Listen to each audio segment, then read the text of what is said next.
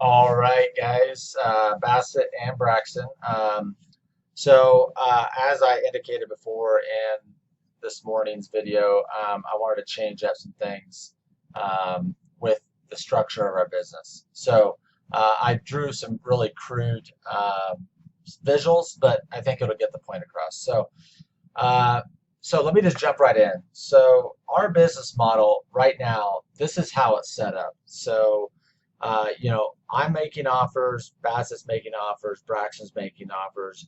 We're making those offers through either investment, uh, ECBM investments or Dream Homes, and then we're sending that off to the agent or the seller on the property, right? And then we're sharing that information here. That's not how I want to do it moving forward. So let me just jump right into how I want to structure this new setup. So the way I want to set it up now is I want to flip that around.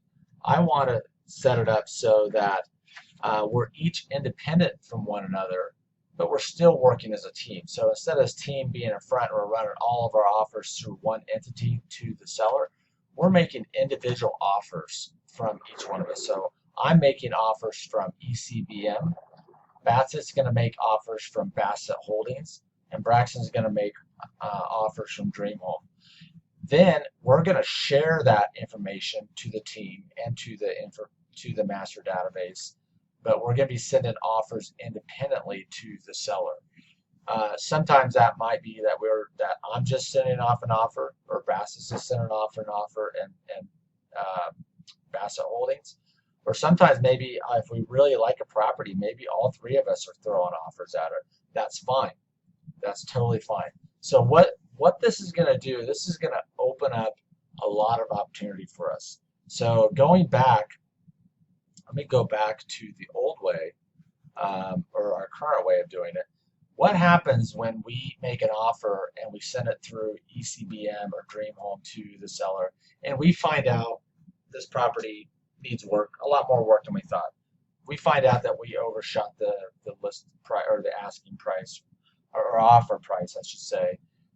What that typically does when we do that, and then we try to go renegotiate the offer, and it doesn't work very well, especially if we overshot by 50,000 or 75,000. It really just kills this whole deal, right? So I really want to draw next to that. Boom, just to make that. I don't know why that stupid square popped up, but anyways, you get the point. It just kills the deal. And so we put in all this work and we overshot the offer, and it just kills the deal. They move on to the next buyer. Well, let's be the next buyer. So in this setup, we could be the next buyer, right? Let's say I sent in an offer that we overshot by $50,000, and I put in a ton of work for this property. Now I can go send an email to Bassett or put it in the spreadsheet and say, Bassett, I need you to send an offer, or Braxton, I need you to send an offer X amount. Or if we really are working hard, we really like this property, maybe we've all three have already put in offers on this property at different price points. So if I've overshot and the agent or the sellers tell me they have two backup offers, well, what are the backup offers? So this is a strategy I learned a long time ago. It works really well. It opens a lot of doors for us. Whether or not all of us are making offers, or if I made an offer that overshot by a long shot, then I can now have Bassett or Braxton go at it at a different angle, a different price point, as a different person, different entity, different buying company. All right. Same goes for you guys. If Bassett overshot something and we find that out, then I can go in and make the offer at a lower price. This is going to make us more efficient. This is going to help us find more properties and get more properties under contract, because most of the work is up front, figuring out where we need to be, at what price point we need to be in order for our investors to buy the property. So this is going to give us the ability to do that. So let's get out of this. I think you guys get the point. Also, I just want to add in the other piece of this that is going to be really nice is I indicated this morning as well. The Real Estate Commission has really cracked down on real estate agents, licensed agents like myself, on how we handle wholesale transactions. Now you two are going to be set up as independent, non-licensed people. The Real Estate Commission, DORA, in Colorado does not govern over individuals, over investors. They only can govern over licensed individuals like me. I'm much more restricted in what I can do as a licensed person than you two. So, for example, they're really kind of cracking down on wholesalers and agents being wholesalers. Well, for moving forward, probably all of our on-market properties is going to be Bassett and Braxton sending those out, because when I send those out, I've got to put special language in there that alerts the seller that I'm a wholesaler, and that doesn't necessarily work very well. So that's also going to be the other piece that works really well with this. So let's get out of this, and I am going to go. I'm going to pause this for a second, and I'll be right back. All right, so now I want you guys to see that I've set up different CTM accounts for you guys. So BD Holdings is going to be Bassett, and Dream Home 12 is going to be Braxton, and then of course this is still mine. All right, this gets to organization. All right, so in our spreadsheets, we are now going to start inputting all of our passwords into this real estate passwords. That means our FreedomSoft, our CTMs, our emails. We'll put the MLS password in there. Whatever passwords relate to real estate as a team that we use, we need to share. We're going to put it in here. Okay, so you'll see that Bassett's CTM information is right here. Braxton's and Bassett's Gmail that is tied to the CTM. Same with Braxton's tied to there, so on and so forth.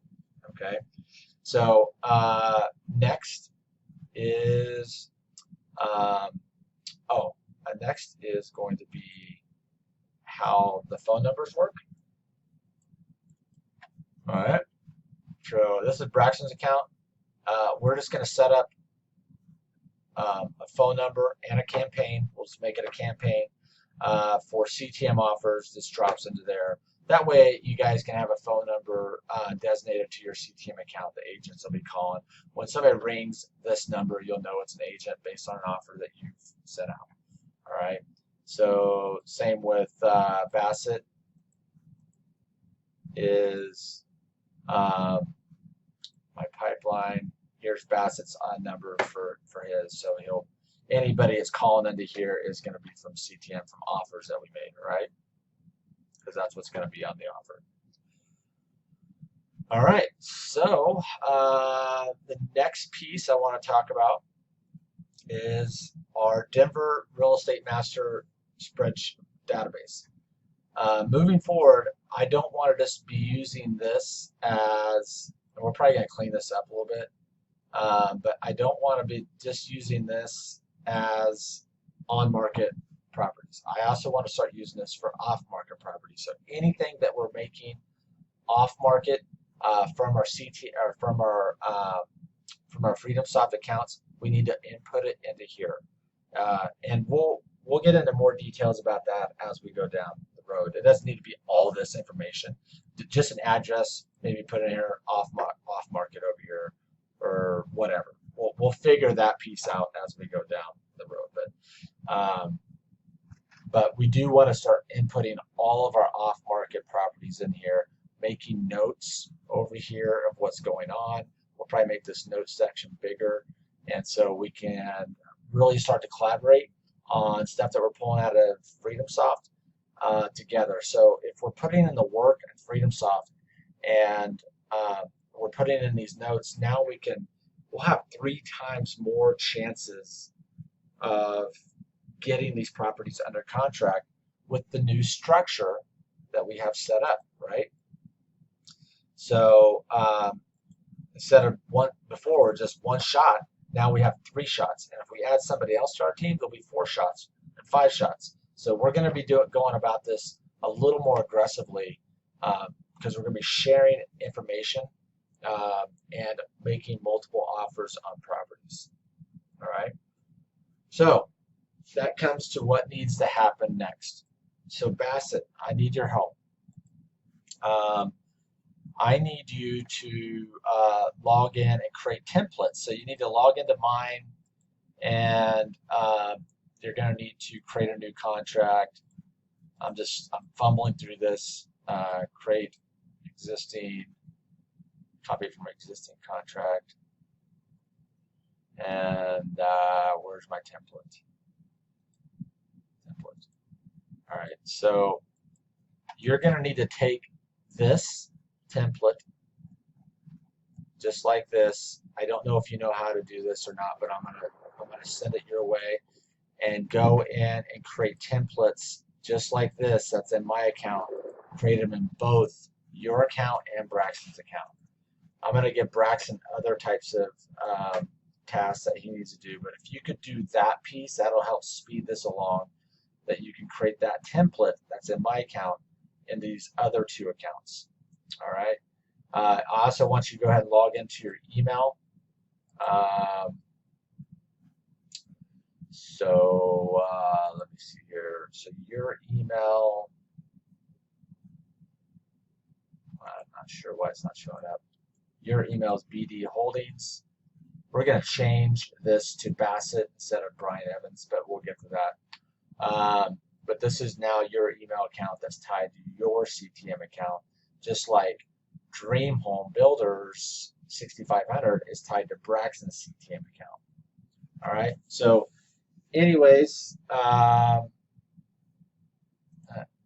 where's my thing at? So I think that's all I've got. So Bassett, if you could go into CTM and create those templates. Check your email, get familiar with that. Tomorrow we're going to start making offers out of your CTM, and I'm going to be working with you one-on-one on that. Same with Braxton.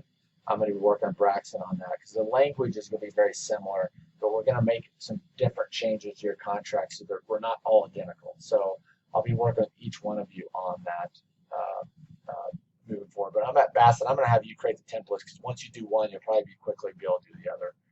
So anyways, that is that. So let's get this thing rolling.